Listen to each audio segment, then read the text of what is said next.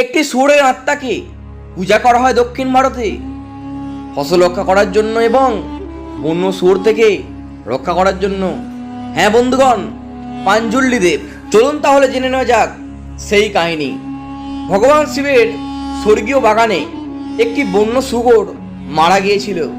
শুয়োরের বংশধরকে দেবী পার্বতী দত্তক নিয়েছিলেন। ছোট্ট শুয়োরটি বড় হওয়ার সাথে সাথে ধ্বংসাত্মক হয়ে ওঠে এবং ভগবান শিবের বাগানের গাছপালা এবং গাছগুলি ধ্বংস করতে শুরু করে। এতে ভগবান শিব ক্ষুব্ধ হন এবং তাকে হত্যা করার সিদ্ধান্ত নেন।